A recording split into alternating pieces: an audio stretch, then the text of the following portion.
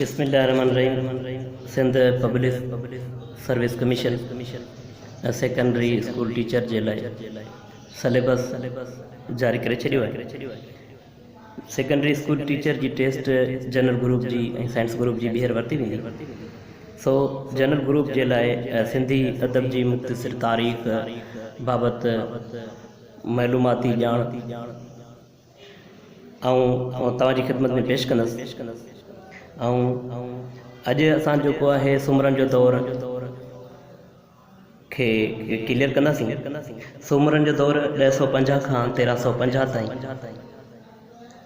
रहियो आहे। हिन दौर जूं सरकारी ज़बानूं अरबी ऐं फ़ारसी हुयूं। हिन दौर जा जेके रोमानवी दास्तान 6 हुआ बतरतीब उमर मारई, ससी पुनू, मूमल राणू, लेला चनेसर, सुहिणी मियार, सोरठ राय ॾियाज आहिनि। ऐं हिन दौर में सिंधी अदब जी वाक़ियाती बैत बयानी शेर जेके आहिनि मिलनि था। गेच बि हिन दौर में माई मरखा शेखण अवल शाइर हुई गेच जी, जंहिं पंहिंजे मुर्शिद शेख करियो भंडारी जे शान में गेच चया।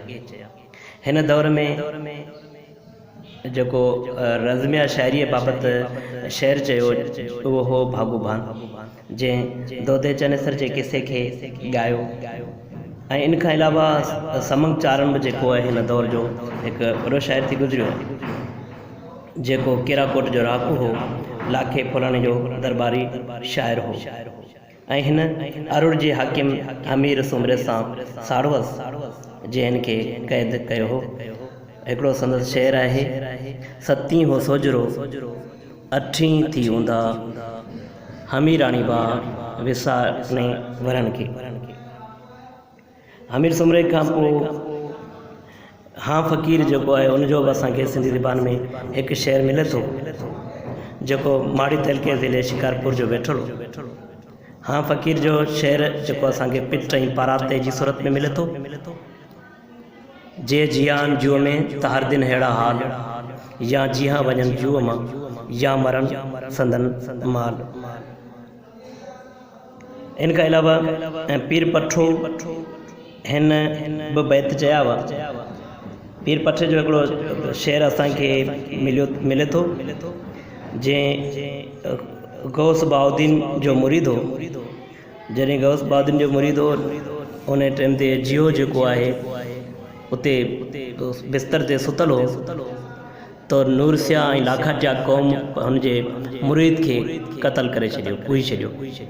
ऐं पीर पठ जो हिकिड़ो शेर आहे, जे नूरसिया नरसिया लाथो लेखो लाखाटियनि, जे हो कुठो जिन तोड़ूं लॻो तिन बुझो बहाउद्दीन जो। ऐं इन खां अलावा गिनान जेके आहिनि सिंधी अदब जी इस्माइली मुबरगन जी शाइरी आहे, उहा असांखे सुमरन जे दौर में मिले थी। सैयद नूरदीन, सैयद सादात, सतगुर नूर सदायो, हुन गिनान चया। इस्माइली फ़िरके बाबति सभ खां पहिरीं जेको शेर आहे उहो असांखे सुमरन जे दौर में मिले थो। पीर शम्स सब्ज़वार बि जो बि असांखे शेर मिले थो।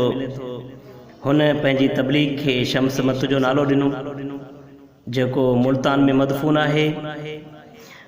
मुल्तानी ऐं सिंधी कलाम मिली गनान ठहियो। पीर सदरदीन तबलीग सिलसिले खे समा शम्सदीन ऐं सदरदीन जारी रखियो। संदसि मक़बरो उच शरीफ़ जे भरिसां आहे। वॾो आलिम ऐं फाज़िल हो, हिंदू धर्म जो अभ्यास थियल हुअसि, गनान चया। हिन ख्वाजकी सिंधी जोड़ी जंहिंमें 40 सर्फ़ आहिनि। सिंध जो पहिरियों मंज़ूम किसो दोदो चनेसर भागू भान ॻायो। पहिरियों हुजो या शाइर समंग चारण हो।